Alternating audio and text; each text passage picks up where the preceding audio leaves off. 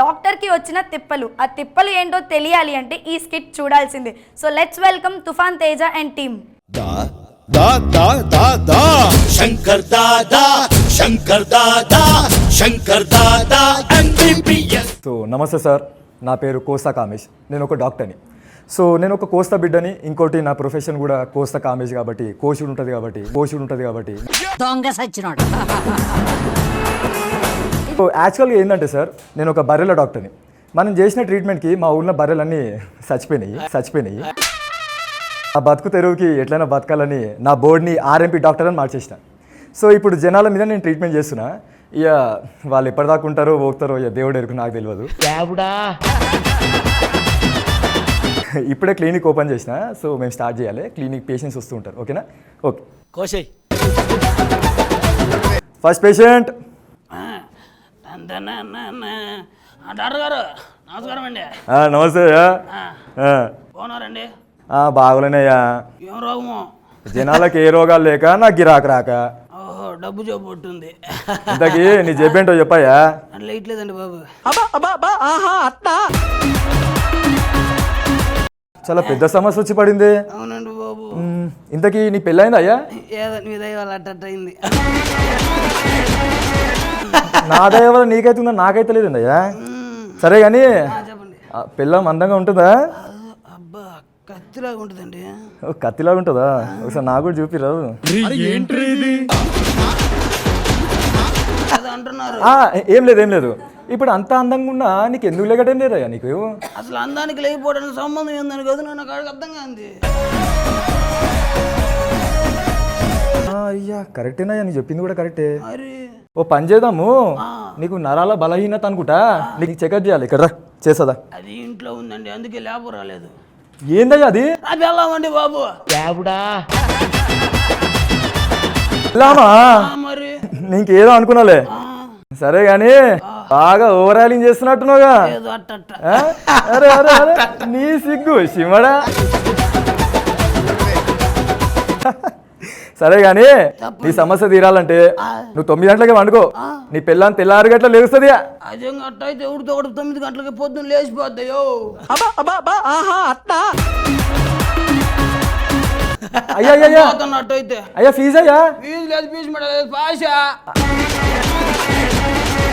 నువ్వు మళ్ళా రా, 7 కాడికి కట్ చేసేయ్యా. నీకు పెళ్ళాం ఉండదు ఏముండదు అప్పుడు.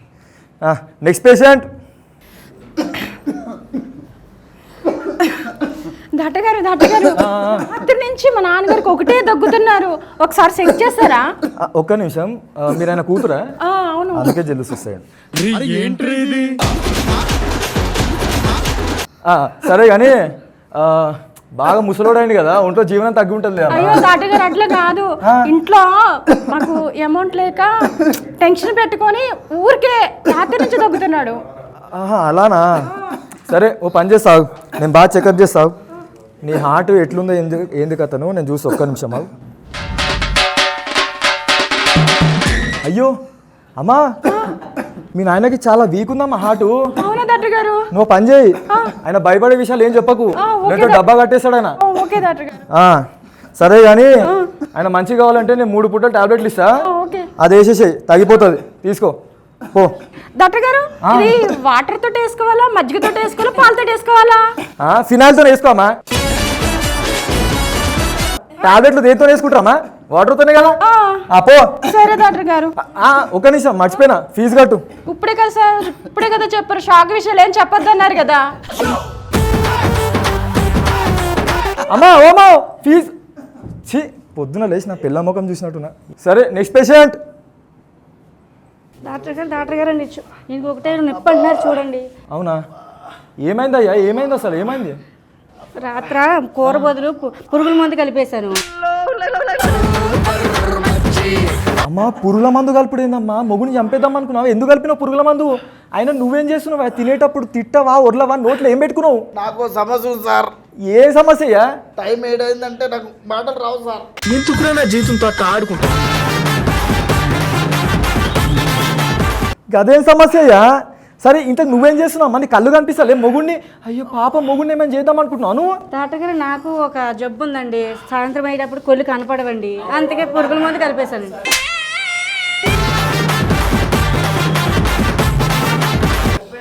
ఏం జబ్బులమ్మా మీవి? మీ జబ్బులు చూస్తే నాకు కొత్త జబ్బు వచ్చేటట్టుంది. ఏదో గంటకు దాకా పొంతలేకున్నారు మీరు.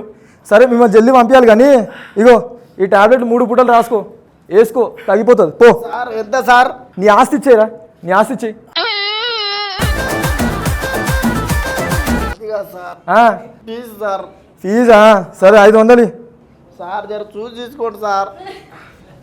చూసినా పా ఇంకా కలిసి ఉంది 1000 రూపాయలు ఇప్పుడు నాకు.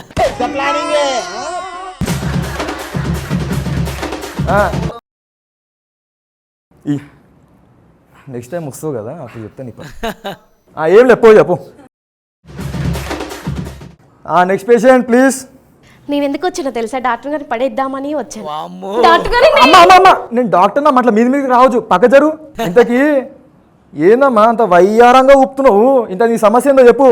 ఏం లేదు డాక్టర్ గారు, మిమ్మల్ని చూసిన కాంచి అదో రకమైన నొప్పి. అందుకే నా మాటలో ఒళ్ళు కనిపించేటట్టు బట్టలు వేసుకొని తిరుగుతున్నావు. మీరు చూడాలనే వేసుకున్నాను డాక్టర్ గారు. నేను చూసాడు ఎందుకు లేదు, లోకమంతా చూస్తుంది, ఇంకా నాకేం చూపిస్తావాడా? లోకం అంతా చూసింది వేరు, మీరు చూసింది వేరు డాక్టర్ గారు. అమ్మా ప్లీజ్ అమ్మా, ఇప్పుడు నీది ఎట్లుంది తెలుసా? వెనకటికి ఒక ఆమె 100 మంది భోజనాలు వడ్డించి ప్లేట్ నాదే అన్నదంట. లోకమంతా నువ్వు అయ్యారాలు చూపించి నాకేం చూపిస్తావు అమ్మా? ఏముంటుంది ఆడ? ఒక్కసారి మీ కళ్ళు పెట్టి చూడండి డాక్టర్ గారు. నేను ఏది పెట్టినా నువ్వు అంతే, నేను ఇంతే, ఏం మార్పుండదా? డాక్టర్ గారు వేస్తారా? ఏందమ్మా నేను ఏ పో. అవునులే అందరికి వేస్తారు కానీ నాకైతే వేయడంట. అమ్మమ్మ ఏం వేసినా మా ఇజ్జత్ అవుతుందమ్మా, ఏం వేసినా? అదే ఇంజెక్షన్. నీకు ఇంజెక్షన్ అవసరం లేదమ్మా, నీ టాబ్లెట్లు ఇస్తా. ఒక్క నిమిషం, నీ పేరేందో చెప్పు. నా పేరు కసక్కు. అదేం పేరమ్మా?